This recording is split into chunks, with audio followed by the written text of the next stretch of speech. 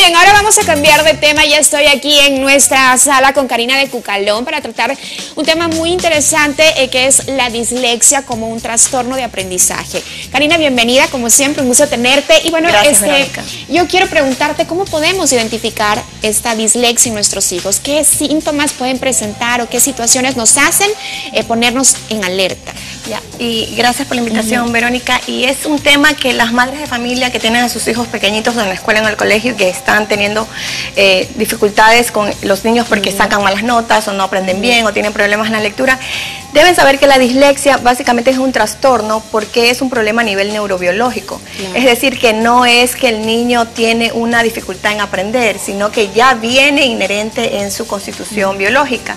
¿Y esto qué es lo que significa la dislexia? La dislexia básicamente es una dificultad en la precisión y fluidez del reconocimiento de las palabras a la hora de leer, por lo cual no pueden deletrear, por lo cual no pueden comprender, por lo cual se les hace difícil memorizar, por lo cual se les hace difícil estudiar, por lo cual pierden la paciencia, por lo cual se agotan. Claro, se agotan, tienen malas notas. Tienen malas notas y vienen muchos problemas detrás de esto. Son incomprendidos al mismo tiempo porque los padres desconocen que tienen dislexia. Entonces, ¿cómo yo puedo identificar, por ejemplo, si mi hijo es pequeño, si está en este momento en el kinder, cómo me puedo dar cuenta si mi hijo ya tiene dislexia? Es cuando a los niños se les empieza a enseñar las canciones que son rimadas. Por ejemplo, el sapito saltó, la soga, la soga en los primeros y la soga saltó, el sapito. Cuando los niños no pueden seguir esa secuencia, ese orden, y se les hace difícil y se quedan trabados, tenemos que poner atención qué está pasando con mi hijo. No escuchó bien, porque primero hay que descartar que no tenga un problema de oídos, no tenga un problema de visión, que a veces se confunde mucho con la dislexia y es algo totalmente diferente. Entonces, en la escuela vemos esto en el kinder, cuando los niños no pueden hacer las rimas, cuando no pueden hacer las secuencias de poner 1, 2, 3, 4, 5. Entonces ellos se confunden, estamos viendo que hay un problema de dislexia. Un poquito más grande nos damos cuenta cuando los niños, por ejemplo, no pueden aprender el abecedario. No pueden aprender las vocales, no pueden aprender las tablas de multiplicar. ¿Por qué no las pueden aprender? Porque son secuencias. Y los niños que tienen dislexia no pueden aprender las secuencias. Cuando son un poquito más grandes, nos damos cuenta que cuando ya están copiando en la pizarra o toman notas, copian las letras al revés. Lo muy clásico que se puede dar... Muy clásico, sí, la B y la D. Muy clásico que los papás se pueden dar cuenta. La E, por ejemplo, la escriben al revés. En vez de estar escribiendo la E así, la escriben así. Y así con algunas otras letras. Entonces, ¿qué es lo que sucede? Cuando están ellos leyendo, es como que están leyendo al revés. Y por lo cual no entienden lo que están leyendo o se traban. Y cuando quieren escribir, se comen las letras. O simplemente se comen también los signos de puntuación. Karina, ¿esto es exclusivo de niños o también es en adultos? La dislexia no es una enfermedad, por lo cual no tiene cura. Lo que se le pide a los padres es que cuando sus hijos son pequeños y se dan cuenta de que no es un problema de conducta, es decir, que no es que son vagos, no es un problema de oídos, no es un problema de visión, sino que ya fue evaluado por un experto y le dijo, su hijo tiene dislexia, entonces tenemos que empezar con el tratamiento lo más temprano posible.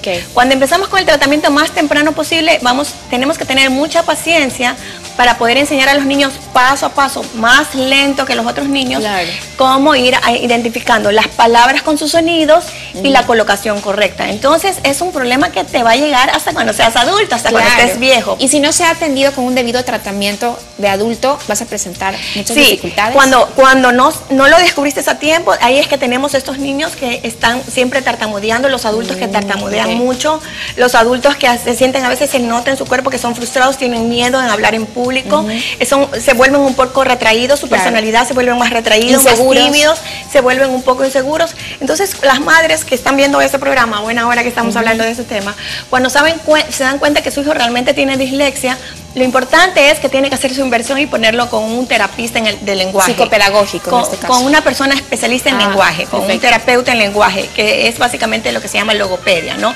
¿Qué es lo que te va a enseñar él? Esta persona te va a enseñar paso a paso lo que te enseñan en la escuela. Aprender a pronunciar, aprender a deletrear, aprender a hacer secuencias.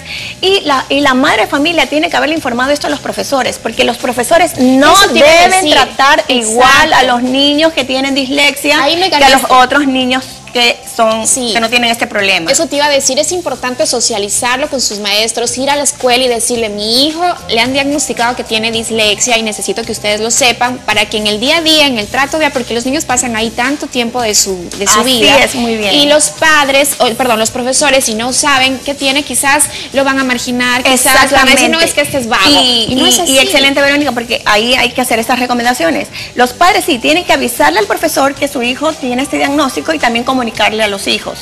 ¿Para qué? Para que los niños no se sientan frustrados o no se sientan menos que los otros niños. Y también porque los profesores deben ayudar a que los niños se sientan primero, en la primera fila. Exacto. Son niños que hay que tenerle mayor paciencia. Hay que decirles, por ejemplo, las preguntas de los exámenes. Hay niños que tienes que revisarle lo que apuntaron en la agenda, tienes que hacerle revisión.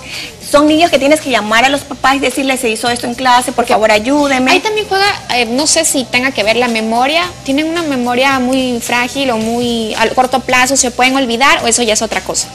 Es como una consecuencia del problema de aprender algo, porque, por ejemplo, son un poco desordenados estos niños porque no se dan cuenta del tiempo y el espacio. Y, por ejemplo, algo que le sucede mucho a los niños es que cuando copian un número de teléfono, lo copian mal. Ahí es como un detonante cuando ya tienen 12, 13 años de saber, mi hijo tiene dislexia y no me di cuenta desde el principio. Y bueno, a veces puede pasar, para empezar, pues, puede pasar desapercibido, exactamente.